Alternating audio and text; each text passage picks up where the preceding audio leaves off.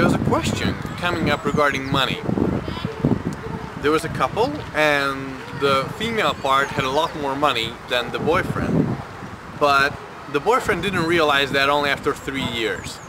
Now she says, and we only know her version, is that she's been always buying her boyfriend stuff, but after he found out how much money she actually has, he's been more demanding, wanting a luxury car, possibly a new home and an expensive trip.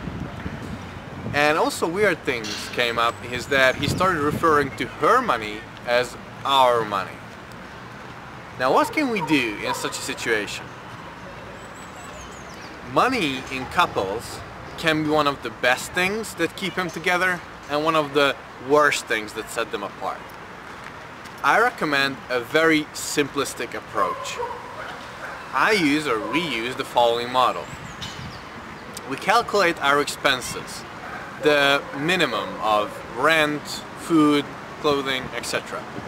We come up with a money that is our common expense, and we divided that by 2. Each of us puts in that half, and that's it. The rest of our money is the rest of our money. It is not our money, it is my money. And this is important in a couple because I still have the financial power to take my girl out for a date. If it is our money, I actually don't have the right to take her out for a date because then I'm not spending my money, I'm not inviting her, I'm not buying her dinner, I'm buying her dinner from her money, which takes away from the glamour. I feel the power, the financial power to still be able to give us gifts and to give us these kinds of financial things is really important. I wouldn't recommend pooling the money completely because especially if there is an imbalance in earning capacity, this can be a complete disaster. Second of all, if my money is my financial, let's say, power or financial result, then it is my financial result. My partner's is something completely different, maybe better, maybe worse. Now, I'm not judging people spiritually, emotionally, intelligence-wise, how good they are by how much money they have, but financially, we can judge people by how much money they have. Now, my spending power is equally proportionate to how much money I make. The more money I make, the more I can spend. The problem comes is when I want to spend more than how much money I make, and I want to take from my partner because it's there, because he or she is allowing. That is a definite no-no. My money is my money. If I want to make more, then I have. If I want to spend more, I have to make more, and that is completely okay. But I, under no circumstances, allowed to just take. Now, why do we see that phenomena often? It's really simple. Emotionally, we do whatever we can do, whatever we are not punished to do, whatever we are allowed.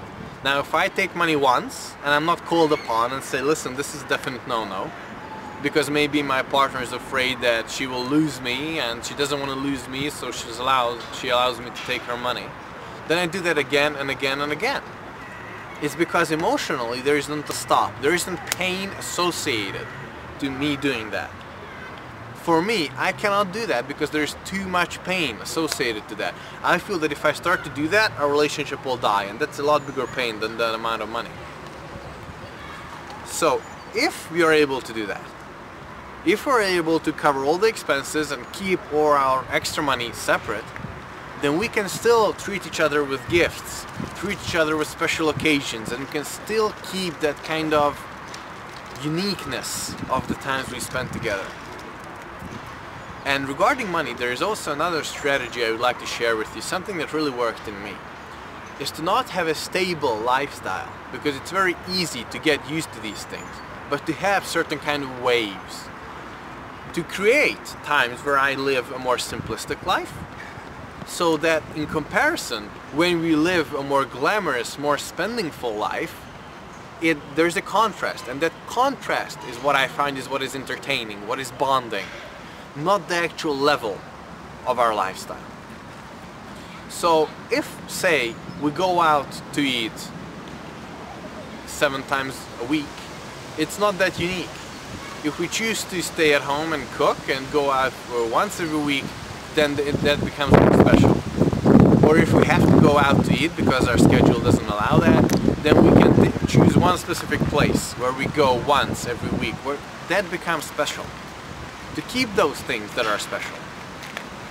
So I wouldn't allow pooling of money. Second, I wouldn't allow any individual spending of the common money. And I would just split the expenses, keep the extra money extra, and enjoy that kind of extra financial power. What did that bring up in you? Is there anything you would like to share? Share in the comments below.